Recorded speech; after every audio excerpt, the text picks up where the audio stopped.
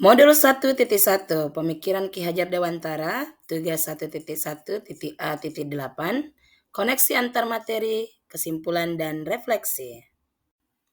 Assalamualaikum warahmatullahi wabarakatuh. Salam dan bahagia Bapak Ibu penggerak. Perkenalkan, saya Hayati Amin, calon guru penggerak Angkatan 9 SMA Negeri 7 Pindrang.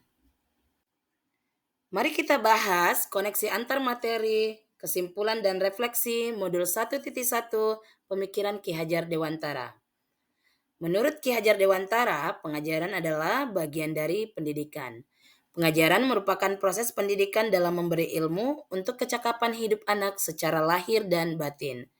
Sedangkan pendidikan memberikan tuntunan terhadap segala kekuatan kodrat yang dimiliki anak agar ia mampu mencapai keselamatan dan kebahagiaan yang setinggi-tingginya, baik sebagai seorang manusia maupun sebagai anggota masyarakat. Ki Hajar Dewantara memiliki keyakinan bahwa untuk menciptakan manusia Indonesia yang beradab, maka pendidikan menjadi salah satu kunci utama untuk mencapainya. Mari kita bahas, apa yang Anda percaya tentang murid dan pembelajaran di kelas sebelum Anda mempelajari modul 1.1? Yang pertama, semua peserta didik mendapatkan perlakuan yang sama. Yang kedua, pembelajaran berpusat pada guru. Ketiga, patokan ketercapaian pembelajaran dari nilai KKM.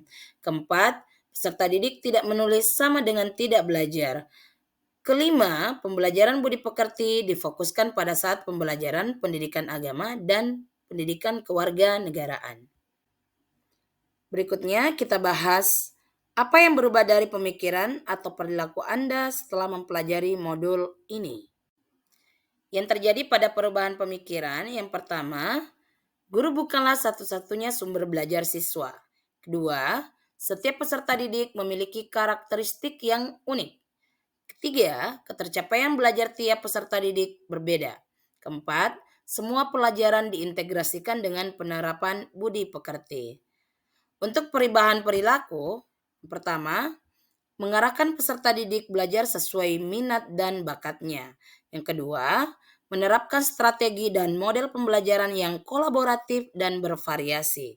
Yang ketiga, menerapkan pembelajaran berdiferensiasi sesuai minat dan kreativitas peserta didik. Oke, kita lanjut.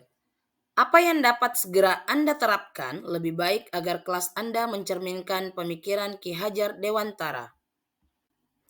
Sesuai pemikiran Ki Hajar Dewantara, maka sebagai guru, kita harus mampu merancang dan menerapkan pembelajaran yang berdiferensiasi, aktif, kolaboratif, variatif, dan kreatif. Dan harus mampu menjadi guru yang menuntun, memperhatikan kodrat anak, mengutamakan budi pekerti, dan tentunya menginspirasi. Dari konsep Merdeka Belajar menurut Ki Hajar Dewantara, Ingarso Suntulodo, Inmadya Mangunkarso, Tutwuri Handayani, maka lahirlah dasar pemikiran Ki Hajar Dewantara bahwa seorang guru harus mampu menuntun, bukan menuntut. Harus memberikan pendidikan dan pengajaran sesuai kodrat anak. Harus memberikan pendidikan merdeka lahir dan batin. Pengajaran dan pendidikan itu berpihak pada anak. Pendidikan bukanlah tabula rasa. Guru sebagai tukang kebun kehidupan dan guru harus mampu memberikan pendidikan budi pekerti. Jadi kesimpulannya, pendidikan adalah menuntun segala kekuatan kodrat yang ada pada anak dengan hati, serta menanamkan nilai budi pekerti agar kelak anak menjadi manusia merdeka yang seutuhnya. Dalam melakukan refleksi, ada beberapa hal yang penting. Yang pertama, apakah sebagai guru kita sudah melakukan merdeka belajar? Bagaimana mendampingi anak-anak dalam bekerja sama, melakukan kolaborasi, mereka belajar berdinamika kelompok, seperti apa interdependensi yang mereka lakukan.